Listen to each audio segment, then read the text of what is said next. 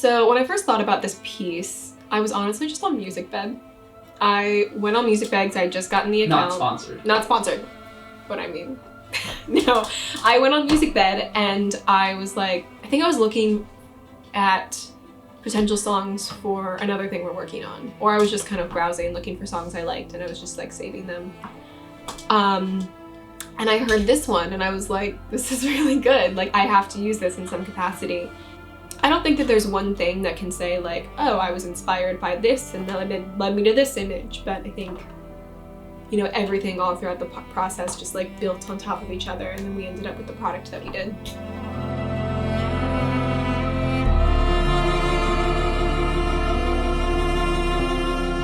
I love drone shots. I love drone photography and cinematography just because it provides a unique perspective, and the fact that we're like able to do that now with like consumer tech is really cool. Drones can easily become like overused, and I didn't want that for this. I wanted it to be like purposeful, partly as like to establish where she is. It's a great way to get a unique wide shot from an angle that we don't often see as humans. And especially because this whole piece is about an exodus. It's about humanity leaving Earth, or potentially having to leave Earth. Giving an aerial perspective from the start just kind of hammers that point home a little bit more. At least that was the intention. For the mood of this piece, I wanted it to feel like bittersweet nostalgia. At first, honestly, what I wanted originally was to have this girl in this field just laying down, enjoying nature and thinking about her last day on Earth. And I was like, okay, so what is she thinking about? Oh, she's leaving Earth, so plants. And I wanted to show like epic, gorgeous shots of like plant life and nature and water. And that just didn't, I mean, first of all, we're like in southeastern Pennsylvania, so while there's gorgeous nature, we don't have like giant mountains or, you know, the Grand Canyon or anything. I think that the nature of like that kind of film would require. And also that just didn't interest me as much. I think that if you are leaving home forever, you're not gonna remember the hike that she went on. You're going to remember the person you went on it with. So I started thinking about like, okay, if she is literally leaving her world forever, she's gonna think about her best friends. She's gonna think about the person she loved. She's going to think about, you know, her pets, her parents, her family, all those moments that make you feel like you're really living. Shooting at night in your backyard, like, it was just pitch black everywhere. So I had an LED on the side to get a little bit of like hair light. That's what we're all about here at Bare Bones Filmmakers. Just absolute professional. Alex, is that a music stand? So we had a blinking light, we had some side lights and backlight, and then we had the aperture light with the light dome off and just hard light right on Danica. And then I found a piece of cardboard.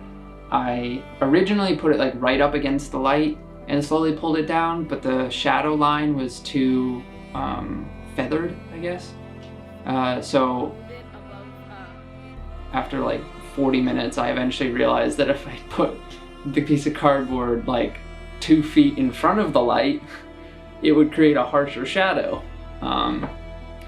So eventually I got there and I just held it up and pulled the piece of cardboard down slowly, and a line revealed her face pretty much as I intended. And we actually have another angle that we did that shot, but we didn't end up using it, and it was a lot of internal debate as to which angle we should use, and we eventually went with the straight on shot because I just like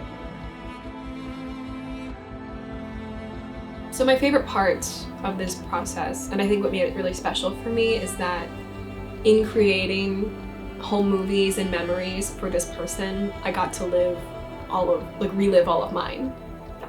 We used like a whole bunch of my like baby pictures and like childhood photos for that sequence at the end, and I went through like a lifetime of photos with me and my friends and my family, from like a baby to a kid to a teen to an adult. So that was really cool to just see like, oh, this is literally how I grew and this is literally where I am now, and I think that was really fun. I got to reconnect with old friends. It obviously rained. I also used my dad's poem, and I think that was really special for me to be able to, you know, use what he does as an artist to help out what I do as an artist. Honestly, like, I really loved watching you put it together. Like, that was really fun.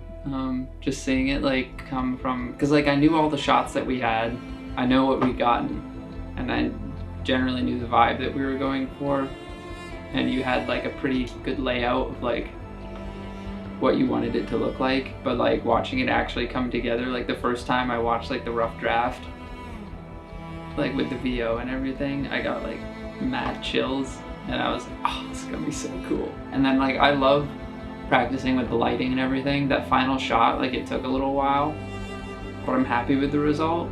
But I love just playing around with the lights, and when I like make an image that I think is really good, that's satisfying.